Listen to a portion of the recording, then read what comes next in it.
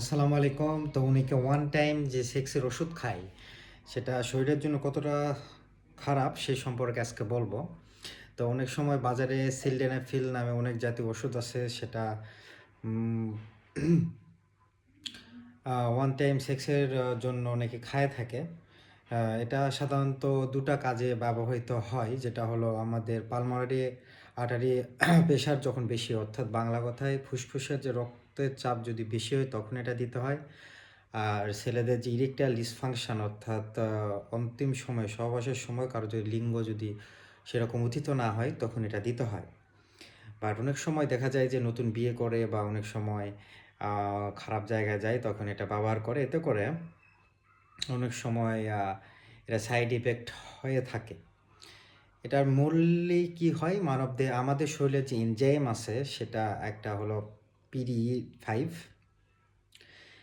এটা আমাদের সেটা ব্লক করার কারণে লিঙ্গের যে রক্তনালীগুলো প্রসারিত হয়, মানে একটা বড় হয়, এতে করে রক্ত প্রবাহ বেড়ে যায়। এই কারণে আমাদের যে ইরেকশনটা, আমাদের যে লিঙ্গ উত্থিত হওয়ার এই সময়টা অনেক বেড়ে যায়। ঠিক আছে।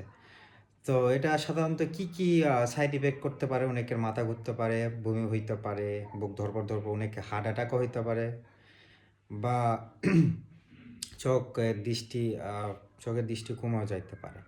তো কখন এটা এমার্জেন্সি কেস, যখন দেখবেন আপনি এটা খাওয়ার পর 4 ঘন্টারও বেশি আপনি এটা লিঙ্গ উত্থিত হয়ে আসছে, দেন হলো আপনার যদি দৃষ্টিশক্তি কমে যায়, অর্থাৎ ব্লাইন্ড ঝাপসা হয়, বা হলো আপনি দেখতেছেন বুক ধরপড় বেশি হচ্ছে বা শরীর দুর্বল হচ্ছে, এইসব কারণে অবশ্যই ডাক্তারের পরামর্শ বা এমার্জেন্সি হাসপাতালে যাওয়া উচিত। আর সিলডেনাফিল এটা যতই আপনি খাবেন এটা ততই আপনার শরীরের জন্য খারাপ। এতে দিনকে দিন আপনার শরীরের জন্য খুবই খারাপ হবে। এবং কোন কোন রোগী এটা খাবেন না কখনোই, যেমন হলো রিসেন্টলি কারো যদি হার্ট অ্যাটাক বা স্ট্রোক করে, বা হলো কারো প্রেশারের আছে বা ডায়াবেটিস আছে, প্লাস হলো কারো যদি বিভিন্ন ধরনের যে সমস্যা যদি থাকে অবশ্যই না খাওয়া উত্তম। সিলডেনাফিল এটা যতটা সম্ভব অ্যাভয়েড করা উত্তম। তো এটাই বলবো যে এগুলো সিলডেনাফিল জাতীয় ওষুধ না খাওয়াই ভালো।